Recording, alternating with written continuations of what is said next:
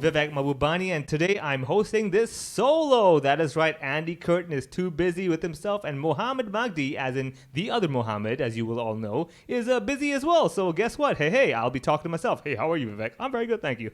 So sad. All right, so today it is a very special episode because we have a special guest. Her name is Jen Balisi, who describes herself as a 5-foot-tall gal who loves indulging in dining, home-cooked recipes, and traveling around the world to not just enjoy yourself, but also hopefully encourage everyone as well to pursue their dream lives. Wow, I feel like I want to do so much more with my life already.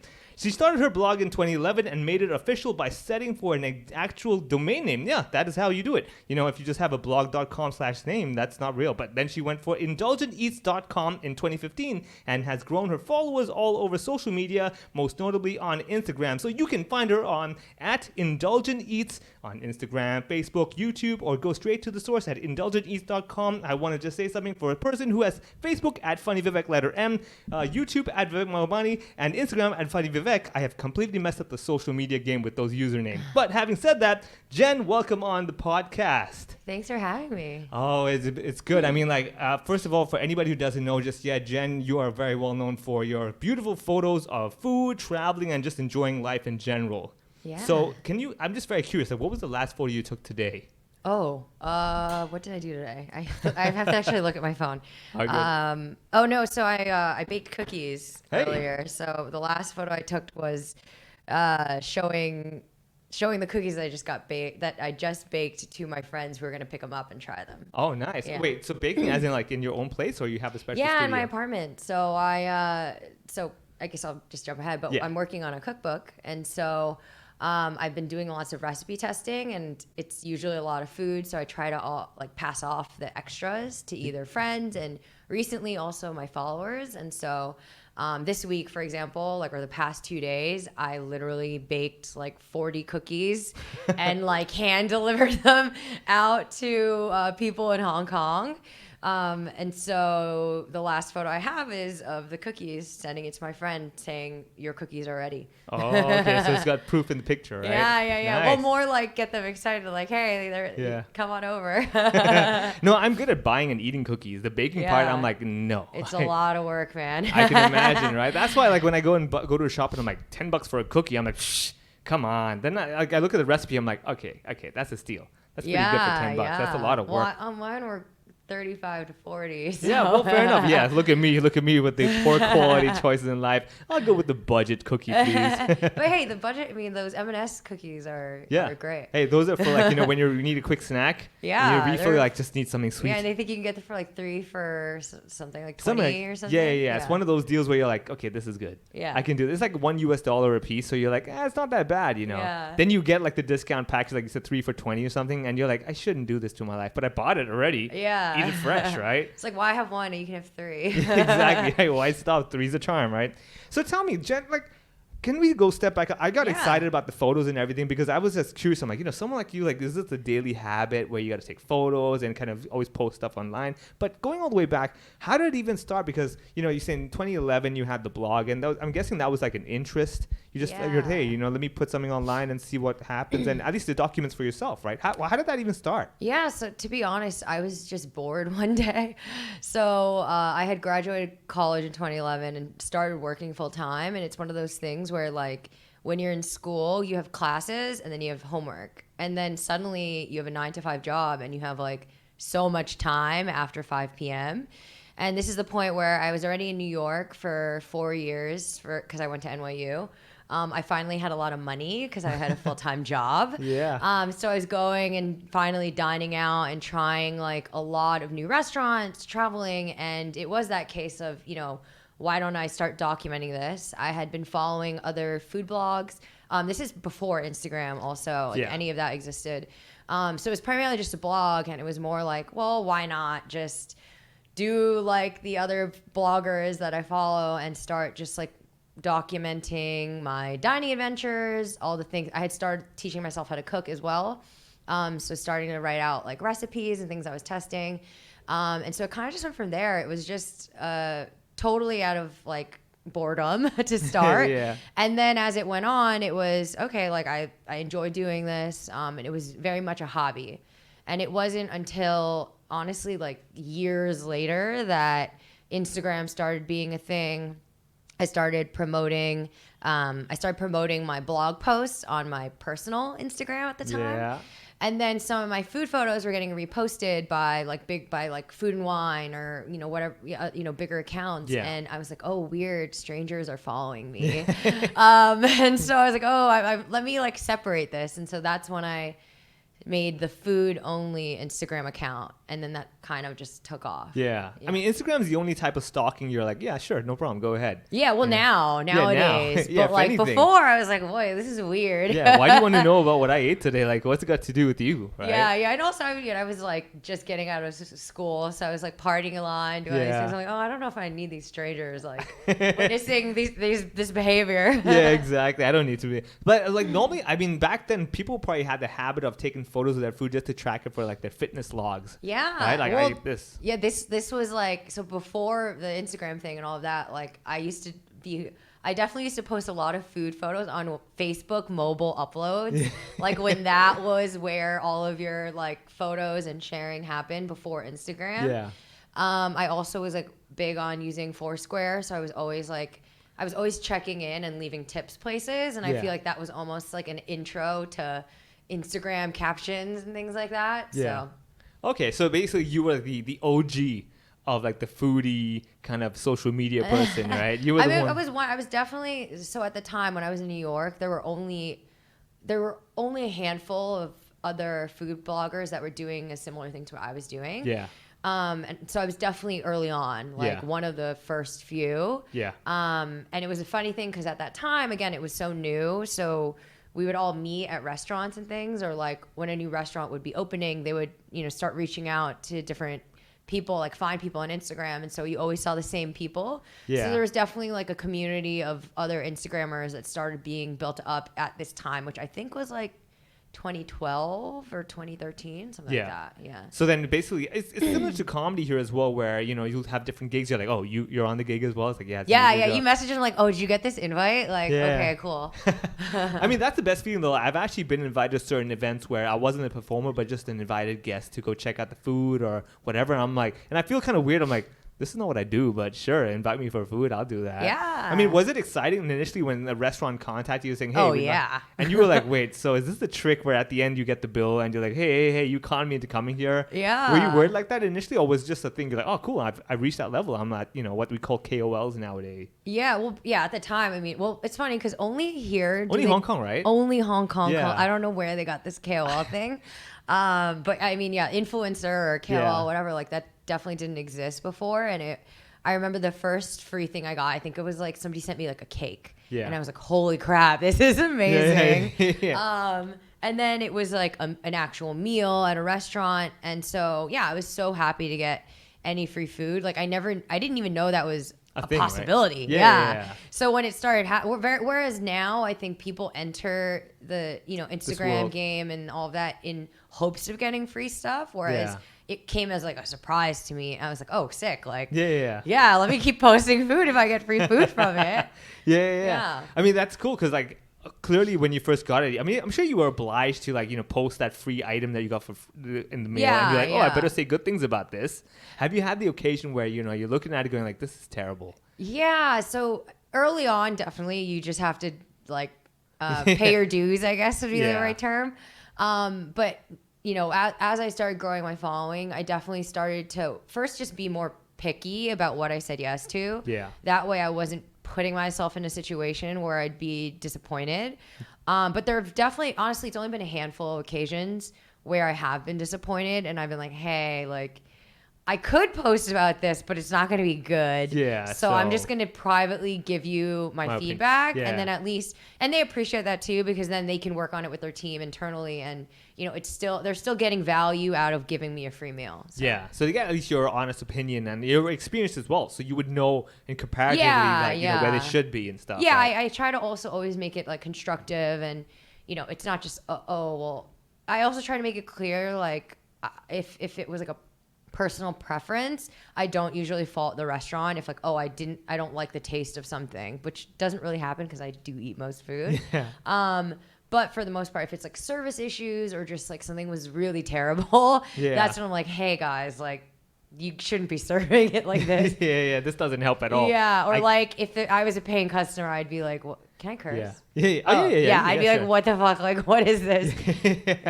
All right, let me explain to our listeners. Like, I think if we have a lot of guests who come on, like, oh, can I curse? I'm like, why are you being polite? We're comedians. Like, that's true. Yeah, you have the biggest potty mouths of anything. Yeah, exactly. You know, I just want to confirm. I want to because I do. I curse a lot, so it just comes out usually. So. Oh, that's okay. That's good. I mean, like if you have bad food, you know, it's right to curse. If you have a bad experience, you should curse. I think cursing is actually a good thing as well. Especially, do you curse in one language or multiple languages? Primarily English. I do sometimes. So I'm Filipino. Yes.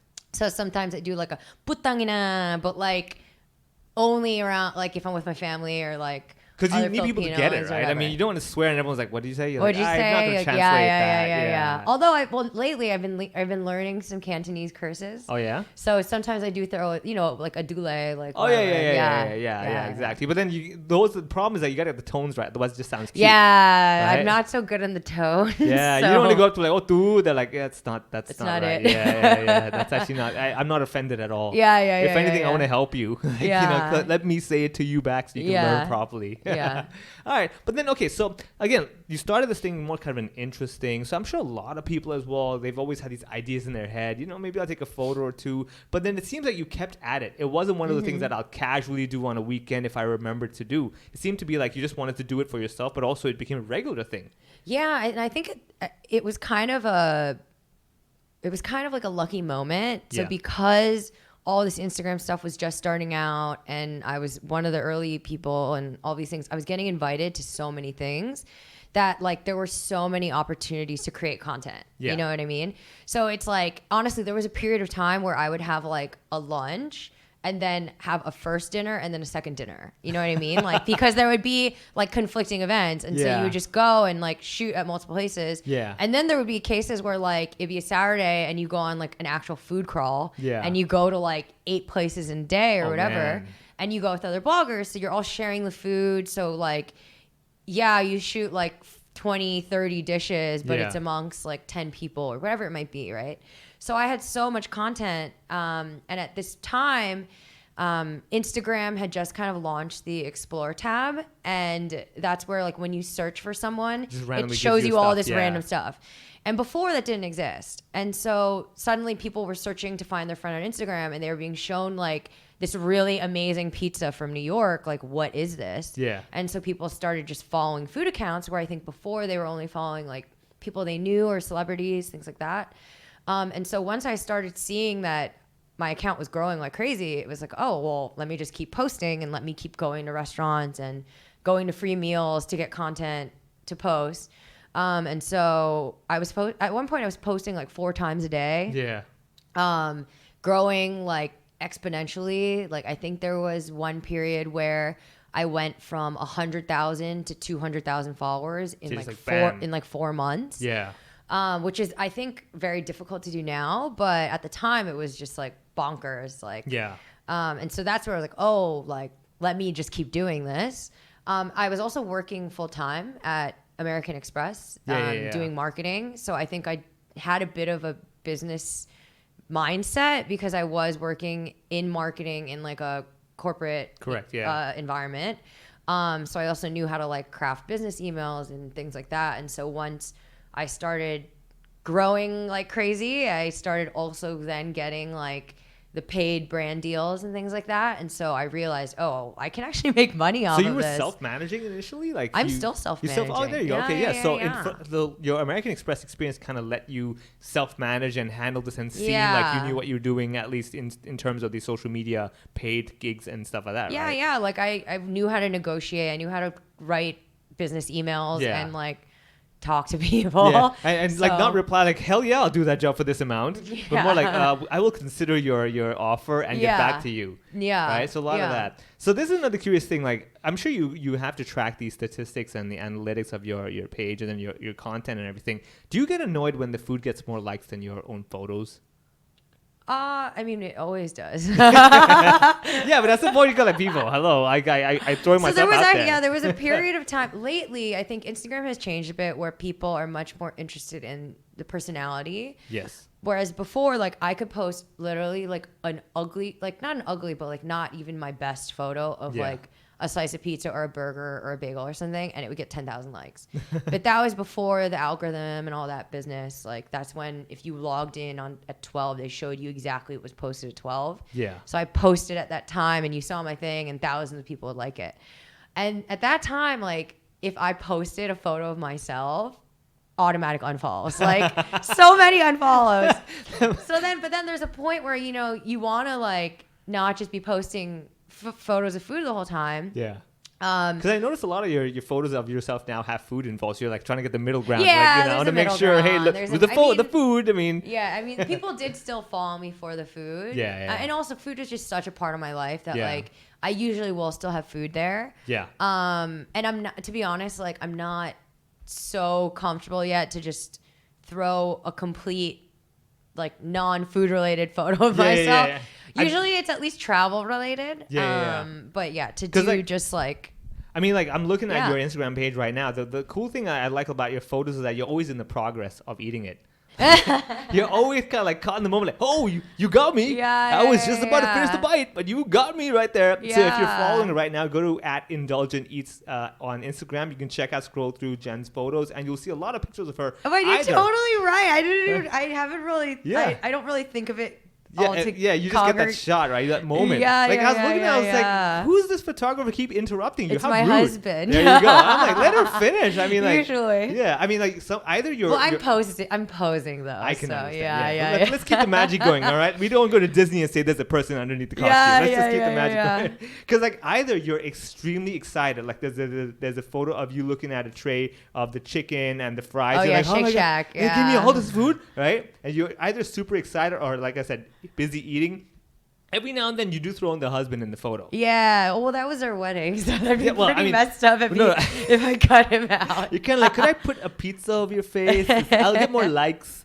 No, because like there's some of you guys, like for example, there's this one where it's the two of you with your. That was his birthday. So therefore he earns a spot. Yeah. He earned a spot. Oh, also, he deserves it. Again, he's the one taking a lot of he's a true Instagram husband. Yeah. So he deserves a proper birthday shout out. Fair enough. Yeah. I mean, that's a very good combination. You definitely want, right? Where you have someone else doing the photography for you, rather than you like put out the tripod, get the timer. Sometimes it's the tripod. It does, and it does happen. A lot of the time it is actually, because if I'm like at restaurants and stuff, we're eating together, so I have his help. But a lot of the time I'm shooting at home by myself, like he's working. So it is the tripod. Yeah. But I'm saying, like, if it's outdoors, like people look at you. I could imagine you're at the table with a tripod. People are like, that's so sad. She's having lunch with her camera. I've also done that. There you go. Okay, so I've also done that, and it does feel. Thankfully, for the most part, when I've done those, it's like arranged with the restaurant or the PR. Yeah. So I at least have the PR person there, like so people understand. They're watching you. People like, understand that like this is a official, set shoot. But if I'm I've done like solo travel, and you just gotta like do it. Like you at this point, like I have no shame. Like I have to get the shot. Like this is my money. Like this is how I pay my bills. So I don't really have shame in terms of like being that person, like doing the selfie, talking to myself, walking down the street, or like at a restaurant. So, yeah. Fair enough. I mean, like the other thing I noticed in your photos, which I also appreciate, is like your joy of looking at noodles. Oh, yeah. Like who doesn't love noodles? I mean, like, but I love the fact that you're always surprised. I'm like, okay, she was surprised the first time, but she's still surprised here, and she's surprised. I'm like, it's like you're watching fireworks in Hong Kong. Like 20 minutes into it, wow! I'm like, are we still shocked that this is happening? This has been going on for the last I don't know how long. You know what it is? It's just sometimes I impress myself with how long I can get the noodle pull. Yeah. So well, that's good luck. Yeah. That's very good luck in Chinese culture. Yeah. So that's no wonder you're impressed. You're like, all right, this is gonna be a good year. Yeah. I could do this. So we have that. Now, coming back to the one thing I'm more curious about is like you must have those moments where you're kind of like just not in the zone. Like today you're like, I feel like a diet. I feel like, low carb today. And then you're at a restaurant, you're like, oh, they're known for their carbs. Oh my God. Like I need to, I'm at a pasta joint. Oh God. could you cut down with the ravioli, please? You know, do you have those moments? And like, how do you get over that? Because like a comic, right? When you get on stage, you just know that I have to switch it on. They paid for their tickets. They're here for the show. I can't let them know that I'm just not in the mood for it. But you just got to do it. But lucky for me, I do it. I speak. I burn my calories. I go home. Yeah. Right? But for you, like, it stays there digesting for the next 12 hours. Right? To be honest, I pretty much always eat the food.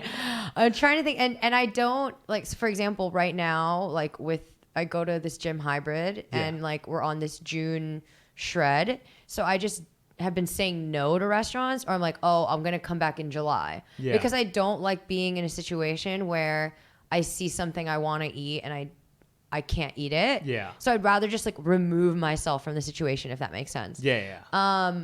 And so for the most part, I pretty much always eat what I want. If that makes sense. Because also like right now You're living the dream. Yeah, this is like what right everyone's now. Like. But like I also want healthy food sometimes, you know? Because like sometimes it's like so gluttonous. Yeah. Like especially when I go back to New York for a visit. Like sometimes, because I'm only there for a short period, I'm trying to get as much content as possible. Yeah. And like it's just overload. So I'll like box up the leftovers, find a homeless person, whatever. If I'll eat it. Yeah. So I know what it tastes like and whatever, because I also want to eat it. But then there's always too much, so I'll try to like find ways to like get rid of it. Yeah, I mean that's heartbreaking. Like if you can't eat good food, but you can't eat it anymore, you don't just want to get rid of it. You're like, I have to at least like try it. Yeah. So for example, like somebody like during this month when I'm supposed to be on this diet, like these churros just like showed up at my doorstep. Of course. I bet you it's a competing gym. Is Hybrid doing this? Let's just send them the churros. Sabotage her. Let's do this for summer. And then put our name card at the bottom of the thing where you like, regret this. Well, I had no regrets. It's what's the place? Twist and Buckle in TST. Oh, okay. They were so good, and it was one of those things where I had zero regrets. But like, wait, what did you dip in? Sugar, chocolate? So they came already dipped in like they're giving you no choice. You're like, it was literally like a gift box, and it was one of those things where I wasn't expecting it. I was trying to eat healthy like that day, but then these churros show up. Like I would never be like, oh, I'm not going to eat them. I mean, it's God's food. Some people would, right? But I'm like, hell no. So I still ate them. But then I gave like the rest away. But they were like dipped in chocolate with like crushed almonds, and it's like brutal. Another one had like Fruity Pebbles. Like every bite is like 10 minutes on the treadmill. Yeah, I see. That's the thing. I also don't think that way personally. Okay. Oh, there we go. Okay. So I very much separate, like, only to be honest. Like right now, I'm counting calories and whatever just for this month, this month, this diet thing. But if I'm not doing like an intense challenge or diet, like I don't count at all.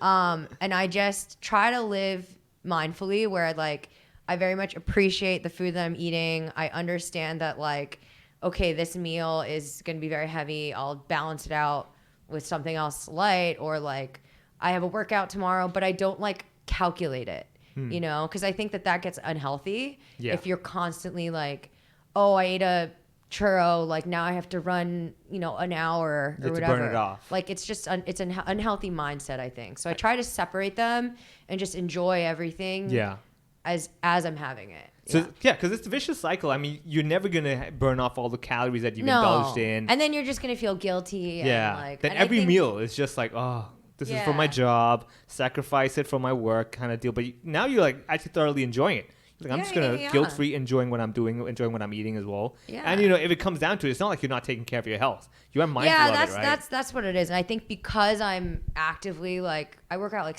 I have to. Like I work out 6 times a week, because like. I knew my parent, like Filipinos have like all have high blood pressure.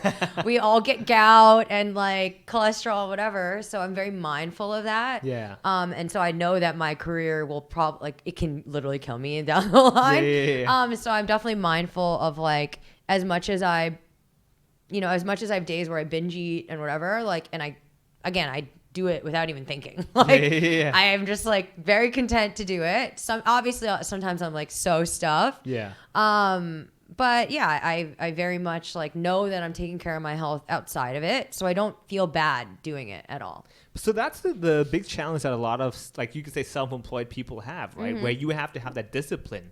That's another thing I think in common with comics, or like, anybody is a performer or requires to generate content all the time. There's a certain self-discipline that challenges you where, you have to have the system. Are you a systematic person, or does things just, work out eventually? Are you that type of person? I'm definitely not. I'm trying to be more systematic and organized. So I mentioned like I'm working on a cookbook. So like that, I definitely had to really lay down like you gotta have a table of contents. A bit, yeah. It can't be like stuff's inside. Yeah. So that was definitely the most organized. But again, it's still been like there's, especially in Hong Kong, there's so much going on all the time. Yeah. And so personal life definitely always kind of gets in the way sometimes. And so I do have to have some discipline sometimes. So especially this time, I was like, okay, I have a deadline. An actual deadline with my publisher. Yeah. I'm not going to go out Friday and Saturday night, sorry guys, like I'm staying home. I need to actually like write or edit photos or do whatever. Or like, okay, I need to cook X, Y, and Z on these days this week, or I'm going to fall too behind. So it definitely worked that way for the cookbook especially. Yeah. But for the most part, like with my general content, like what I'm posting and sharing, I kind of just do it like whatever I feel like posting or whatever, like I feel like editing, and if that's ready, then that's what I post. So, but I guess, the regularity, I'm looking at how often you post. It's not like you're kind of posting once a month or, once a week. It's like, this is way more regular, as in I'm getting new content I would follow you and be like, oh, there's new stuff. Yeah. I'm not gonna be like, oh, she finally has something to show me. Yeah. There's none of that. Lately, so it ebbs and flows. I'd say normally I'm definitely like at least every day or every other day. And I try to do that regularly. Because of the cookbook, honestly, it's so much work that just took priority. So then I wasn't posting as much like this month or the past few months. But the thing is, nobody notices that. Like, nobody notices like, oh, you didn't, not really like that you didn't post something on your feed, because I'm also still posting stories every day, which is like still always like a constant contact. And I think also people enjoy the stories because it's a bit more personal. Correct. Yeah. And they can kind of follow your day to day of what you're doing. Yeah. And they know that like, oh, you're like working on stuff. Just because it's not on your feed doesn't mean you're not doing stuff. So. Yeah. I think that's also the thing. Like, people appreciate the behind the scenes work in progress thing. Yeah. So same with comedy, where some people come to an open mic night. They're like, hey, that was cool what you did. It wasn't great, but I'm looking forward to the final piece one day at the show. Right. You have to workshop it. Yeah, you have to workshop it as well. So a lot of the stories, and it's more casual. With stories, it's kind of like, hey, this is just a quick thing I just want to share. So don't hold it against me. Don't be all like, hey, I'm going to unfollow her because of this story that you put on. Yeah. So you have that. So the discipline, I guess, like for yourself, you said the cookbook's one of the motivations of getting the discipline going. But have there been other like jobs where, you're like, oh man, this is a tough one, like, but I should do it. It's one of these projects where I know it'll be good for me. Like the cookbook's a good example. Yeah. Where I'm sure you could be like, I could get by without doing it, but I think it's time to up my game to another level. Yeah. Right? So would that be the motivation for the cookbook, to kind of like challenge yourself, or is it just something you always wanted to do? Yeah, I think it was always a dream. Like, I grew up watching Food Network and all these food personalities and like having like flipping through these cookbooks and whatever. And it was always a dream. I just didn't know it would ever be a reality. And then a publisher approached me like, hey, would you want to work on a cookbook? And I was like, oh, like let me actually put my mind to what would I want in the cookbook. And then they kind of set the schedule. And so that kind of helped in terms of the discipline. Yeah. But outside of that, like, certain things, like I just, if I have an idea for something I want to cook or something I want to work on, then I'll figure out how to do it. But then at the same time, like in terms of the discipline, I literally have a laundry list of projects or like things I want to do. So for example, one of them is that I started and have like completely neglected is what I call Syrup Sundays. So it was supposed to be every Sunday I post a different Filipino dish, a recipe, whether it's like a very authentic recipe based on like my family's recipes or my own riff on something. And it's one of those things where, because it takes so much time editing and also like everything keeps getting in the way, I haven't been as disciplined in terms of getting it out on a regular basis. But it's something that I know, like, okay, once I'm done with this one big project, like I want to pick back up on and really like flesh out and work on. So okay, but like, does it frustrate you sometimes that you have all these projects all the time, right? It's like lingering at you, like, we got to work on this. Well, I stay up, so some days I stay up till like 5 a.m. like editing and doing all my stuff. Part of that though is if I dick around all day, then then naturally I'm staying until 5. But for sure, and I think it's also tough because you always kind of end up comparing yourself to other people, even if you don't mean to. You always naturally will see, okay, like what are other food bloggers or things doing? And there's certain people, like especially during COVID, that's when it was the most prominent. Everyone. Because people in the U.S. were like stuck at home, quarantining. So they honestly had nothing else to do except create content. Yeah. Whereas like here, like things were like half open. Like Hong Kong's always busy. Yeah, it's always been open, whatever. Yeah. So there was a period of time where, you know, there was so much going on. I was out, you know, we're going to the beach, hiking, like all of these things. And I felt like I was very much falling behind because there's other people posting like new recipes every single day. And I'm like, how are they doing this? Like, it's so much work to like come up with these things and whatever. But I think it's also, I think I have more of a expectations for myself. Like I'm a bit of a perfectionist. And so I also like only want to post something if I'm like really confident in it or the recipe's really fleshed out or, you know, I'm really proud of the video. So it takes me a lot longer to edit videos and things like that. So then you did mention you tend to be a perfectionist. So I'm sure there's a lot of times when you're kind of sending content out there, but you're like, oh, give me another day. I need another day on that. That would have been so good. But like, you know, you have to get it out there. And you know, I'm sure from repetition of doing it that, you know, it'll never be perfect. Yeah, so you just got to at some point be like, whatever, just go. Yeah. You have that. So what did it take you to kind of get that mental state where, you know, like that the moment where this can keep being refined, but then you just got to go with it. Did you have those struggles initially, at least, when you were starting this, or did you just kind of go like, just generate content, see what people like, don't like? Because like as a comic as well, our challenge is that, you know, is that bit done? Like, can I just stop working on it, or do I want to just add a little tag here? Can I change the wording there, and it'll drive you nuts? Yeah, you could be at it like for weeks. Yeah, trying to work on a 1 minute bit. Yeah. So did you ever have those moments, that mental frustration with your content quality management, stuff like that? I have it all the time, to be honest with you. And I don't know that I've actually like really gotten over it. So even like a cookbook, for example, you can ask my husband, there's certain dishes I've literally remade and shot like 7 times, 8 times because I'm like, oh, it's like a published thing. This is it. This is like set in stone. Like if it's there, like that's it. Like it's going to be printed. But in terms of my own content on Instagram, I'm much more lenient. And so that's where, okay, like this wasn't perfect, like whatever, you know, if it doesn't get as much likes, like whatever, I'll just post something else tomorrow. Would you say that because it's the mentality difference? Like things online, people are like, it's all right, you know, it's like a quick thing she probably put up there. Yeah, but or if it bombs, if it bombs, then like nobody sees it, so whatever. Yeah, you know? yeah. But with the book, it's like that's gonna be there. It's gonna be there forever. So I'm like, oh my god. The bookstores are gonna be like, yeah, this is on discount. This clearance sale. This came out yesterday. Clearance sale today. Like, yeah, that's not a good sign. Yeah, I don't need that. Thankfully, because I'm such a perfectionist, that will definitely not be the case. But and so that's the thing. It is a balance of like, you know, sometimes I'm like, oh, just like deal with it or just get over it. It's fine. But then I always have the thought of, well, it could be better. And I know that like if I put more effort into it or whatever, then it will be, you know, the photo will be even more engaging and someone's going to want to make that recipe and someone's going to want to buy the book. Right.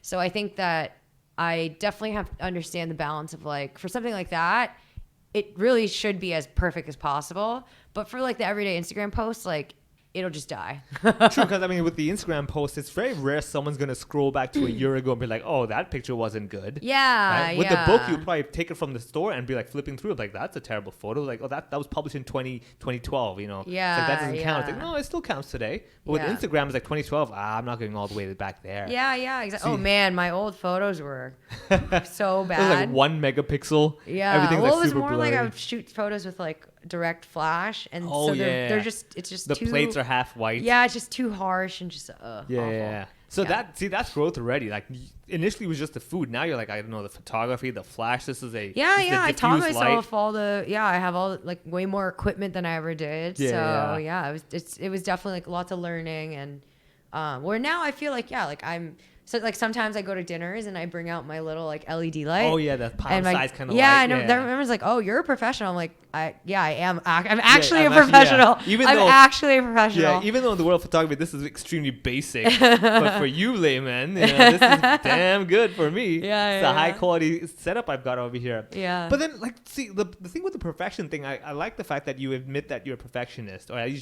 try to achieve perfection there. But there must be like moments of burnout, or like what's that what's that? Like, Yeah. for example, like I'm a big follower of the 80-20 rule, where instead of trying to hit that 90, 100 perfection, I have to just go 80 and be like, this is good enough. But I'm very greedy. Like I'm not gonna be like, oh, 80 is good enough. I'm like, let me try 90 every now and then. Yeah. You know, oh, that hurt. That really burnt me out. You know, I would rethink that. But hey, I gave it a shot again. Do you have those policies in your own, like your own principles where you're like, hey, you know what, this is good enough. Gonna remind myself, hey, you know, you got to draw the line somewhere. I promised my husband this, so work's got to take a backseat today. Do you have those policies that you live by? I think it just depends on everything that I'm working on. So there's certain things where like honestly I'll put like 60%. Some things like you know what what was I the mean? budget? Yeah, that's 60% Yeah, project so right it's there. like okay, like what? Okay, I feel like there's layers. Like okay, is this like a free thing or like was this something that like well, I mean, I'm saying 60% as in your quality. Like, if it's a free the item, quality. 60% That's is what I what mean. it's worth. I mean, yeah, I'm not giving you 100% for something Whereas for if free. it's like a paid gig that Yeah. like you know, or with a partner like I want to continue a relationship with, that's where it's like usually there's a deadline as well. So I'd say that it's more on like I'm gonna get it as good as I can up until when it's due. Okay. Yeah. So you'll be happy to keep refining it Yeah, until the deadline. I like, think that's I it. would say that, and these projects, it's not like they're like super long, Yeah, right? like a week long, I would say.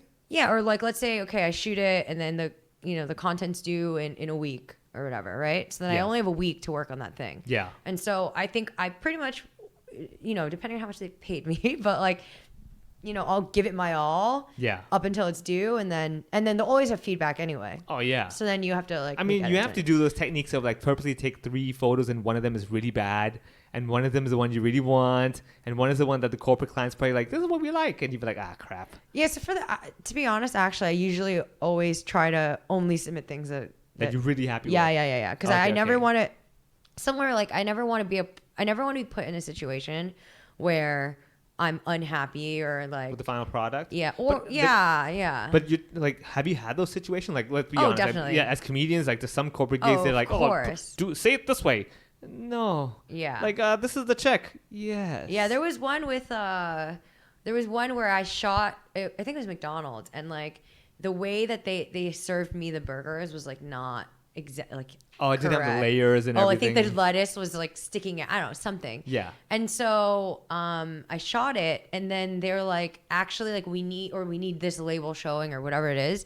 So then they ended up just shooting it for me, and I was like, oh, but like Yeah. you're paying me a lot, so whatever. Like, Yeah. And that was honestly probably the only time I've ever posted something where I was like it was like I had shot it, but then they shot it, so it just Yes. felt You- it no, felt authenticity weird was to lacking not there, be yeah. posting my photo, even Yeah. though it was basically the same photo. Yeah. I can see that. Like, basically, like, I've had gigs where people have told me, oh, we want you to say it this way.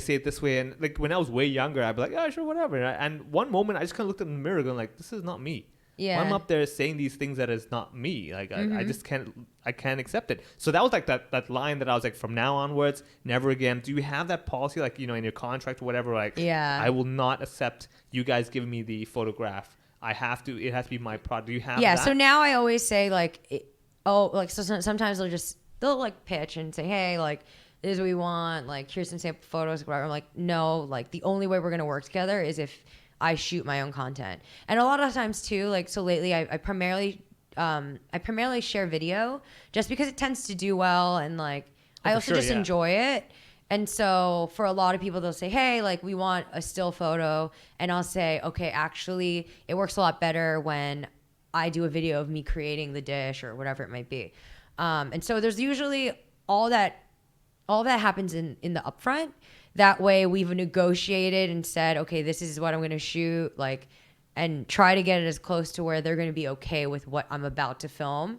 That way I don't send them something after I spent hours editing it and they're like, actually, we want XYZ. So thankfully, like I haven't had a situation really where I don't think I've ever had a situation where I've had to like scrap something. So. Okay, yeah. So I mean, like the communication is clear enough that you're pretty Ahead much on of the same time. page. Yeah, because I don't ever want to be in a situation where Yeah. You know, they're making me say like legalese or something. Yeah. Okay, because like a lot of times when people think of influencers, they're thinking it's so easy. Like a lot of times, even with comedy some shows, of those are like copy and paste. yeah, man. right. And you look at them and you're like, whatever. You know, I could do that. Come on, this clearly was zero effort on your part. Like, as someone who's been doing it, you're like, come on. Yeah. It's like even as a comic, you will see some people on stage. You're like, that joke was easy. Like, come on, anyone could have. Anyone here would have said that. Yeah. You just happen to be the first comic who did it on stage tonight. Yeah. So you have those. Do you have the moments where you have people coming up to you and doubting what you do, going like, ugh, you're an influencer? You're you know? Yeah, and I think that's why I actually don't consider myself an influencer. Like I don't like calling myself that term. You're a professional Instagrammer? I'm a food and travel content creator. Okay. And depending on who I'm talking to, I'll say food and travel photographer, or I'll say food and travel writer, or I'll say like I'm a recipe developer. So it kind of depends on who I'm talking to. I'm all of the above, right? So what would you tell your family?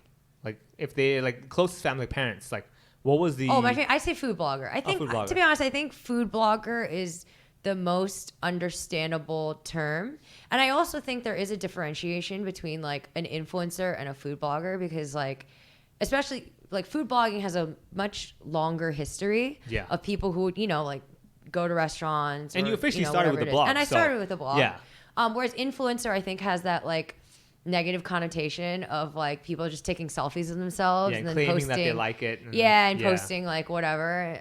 And so I think that that's kind of why I tried to steer away from calling myself an influencer, just because there's all those like kind of lifestyle or models or like whatever. They're just like, oh, like this is, you asked me about my skincare routine and like here's what, like whatever. So it's like I try to steer away from it. Okay. So I think authenticity, from what I can hear from you, is like important to you nowadays, right? Where it's your photos, it's your ideas, the food that you like. Yeah. You know, and now it's your cookbook with your recipes as well. Yeah. Would you say that the path to finding this authentic voice of yours was not from day one? Like, I mean, sure, day one was like things you liked, but then getting to this voice, because again, it brings me back to any sort of performance arts or any sort of content created where after a while you can keep generating content for the audience, but after a while it's like, this is for me. Yeah. You know, I'm enjoying what I do, and you happen to be, you know, enjoying it as a byproduct. Yeah. Would you say you're at that point of like, this is what I want, this is for me, really? I'm putting these pictures. Definitely. So you have to achieve that, right? I think it's because I already grew my audience to a point where like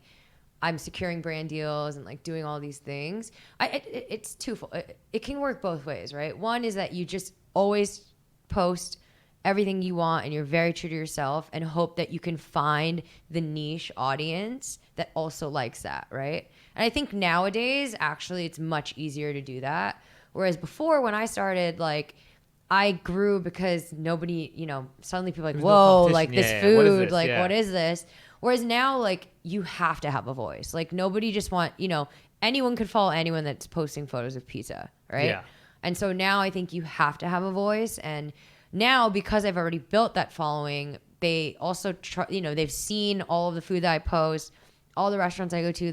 There's trust in terms of knowing that, like, oh, okay, like whatever Jen recommends is going to be good. Yeah. Right. So even if it's something like they've never seen, or maybe something they're uncomfortable with, or whatever it might be, like I've had people who are like, you know, like I was so proud of myself the day when somebody was like, oh, I tried raw beef for the first time because you were like whatever, and they were like, oh, and I enjoyed it. I was like, yes, like I did my job of like what I want to do in terms of like getting people to be more open-minded about food and just like having more of a appreciation for different cultures and things that like you might be uncomfortable with but are actually really good to a lot of people. And so that's where, you know, I think I always try to like be authentic to what I like to eat and just hope that people understand that it really is good, and I wouldn't post it unless it's really good. Okay, yeah. So that's really important, because after a while, your followers they follow you, and if they like you, the personality, they're like, hey, I want to be like her. So if she's eating that, then I probably will like it too. Yeah. Right? Because I like her personality, so chances are her taste is similar to what I like as well. So you have that as well. But then it takes a lot of, like, you could say self-reflection and a lot of like mental Can you share with us a few things that you used to do, kind of like, you know, were you ever lost trying to figure out that voice or that authenticity? Because a lot of times as comedians or performers, you're on stage, yes, your objective is to make people laugh, right? But after a while, it's like you're making people laugh with a joke that is not really yours, or it's not really like, this is so you, this is like got your signature all over it, right? And now you've got things where I've got a certain taste, I've got a certain lifestyle, and people who appreciate that or want to have that kind of lifestyle just follow and say, hey, maybe if I imitate a few things she does, then chances are, I might enjoy that as well. So if she's eating raw beef, I'm going to give it a shot, because if I like everything she's liking so far, I think I'm on the right track. Yeah. But then there must have been a journey to get to that point. Do you remember anything like specific that you've done? Like, I'm a big journal writer. I write journals for the last 10 years, and that's been a big impact on me kind of figuring out my voice. Mm-hmm. But then for you, have you had anything that you've done significantly or repeatedly, or just that you just do in regular just to kind of keep your own sanity?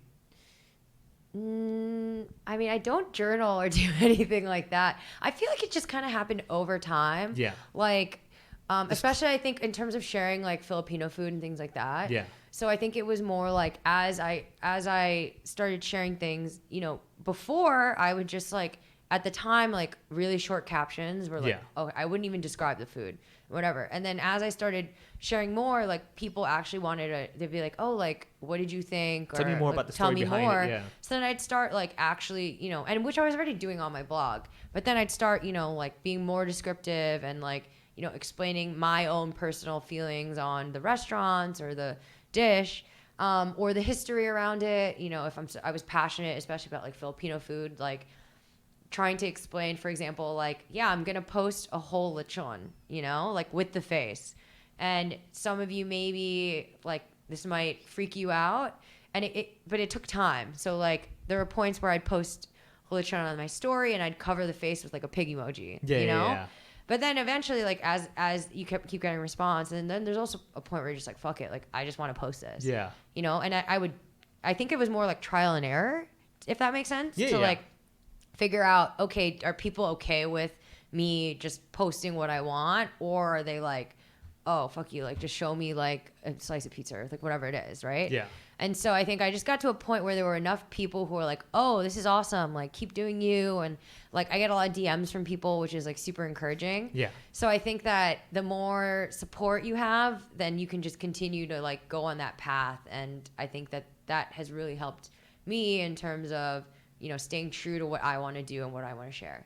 Okay. Well, before we close it up for our free listeners, I want to ask one thing though. Your husband's a Instagram husband, right? He's happy to support it, help you with the photos and everything. But are there lines that you draw where you're like, all right, you know what, today let's just not think about the Instagram or this kind of thing. Let's just eat this meal and enjoy ourselves. Oh, all the time. And so it's clear too, like he only takes like very few of those photos of me, not to discredit him, but like I mean it's only if I really need something with me in it, then I'll ask him for his help. But like we have so many meals where I'm not actually doing a proper full photo shoot, Yeah. Or if it's like places we've been to a lot, like, or a dish I've eaten a lot, like unless it's a restaurant like I want to support, and so usually I'll just take like a story, right? Oh, yeah, just to be like, hey, I'm here, like doing this again. Yeah, like come, like support this place. Yeah. But we there's lots of days where all we do is just like sit on the couch and watch Netflix, like just simple. And like order delivery, and I don't post it at all. Because let's be honest, the delivery arrives, you're like, this is not Instagrammable. Yeah. This exactly. is, I don't know what the guy did. He was juggling it or something. Like clearly this guy messed around with this one. Okay. So one last thing though, someone who does this, or let's say if a listener is now like, oh, this is so cool. I how would I start? What would I do? What would like be step number one that you would kind of suggest anybody do? Yeah. I mean, maybe not even end up being similar or the same as what you're doing, but like, what would be step number one if someone's like, hey, I would like to be something cool like this? What would be step number one? Step one is figure out what that passion is. Like, because I think like even for food, for example, people are like, oh, I want to be a food blogger, like whatever. And then they just start like taking photos of their meals, I guess. Yeah. Which you can do. You can definitely do. But you have to remind yourself, like, there's so many people doing the same thing everywhere, right? So I think you have to decide, like, okay, is this just like a passion project where, okay, I have fun taking photos of my food or whatever it is? Or is this something like I really want to grow and put effort in, right? So you have to decide, like, what is that interest? What is that specific thing you're trying to promote or do? And then decide how seriously you want to take it. Is it just for fun? I'm not going to care about the likes. I'm just going to enjoy it and, take photos or whatever. Or do I want to really grow it? Do I want to, really put effort into it? And at that point, then you have to really refine your voice, understand like who you're trying to reach. And then if we want to get specific, like let's say it's Instagram, you want to start engaging in that community. So let's say it's comedy or it's fashion blogging or whatever, like finding other accounts that do the same thing and start commenting on posts, like using the right hashtags, those kinds of things. So that's kind of how you have to think about it. Whereas if you're just doing it for fun, then like who cares? Like just post whatever, send it to your friends. Yeah, and see where it goes. You never know. Yeah, Even with the fun part, it could be anything, right? Yeah. That was like marketing 101 right over there. Like you usually like you got to know your path. You want for fun, or you want serious. You got to have a strategy. You definitely. Yeah, if you want to grow it, I think you do have to have some kind of a strategy. But, sometimes it does just happen. But I think nowadays it's just so saturated that you have to stand out, right? Like what's gonna make someone follow you over someone else? Well, Jen, thank you so much. That was insightful, and I'm hungry already. Yeah. All right, thank you so much. Yeah, thank you.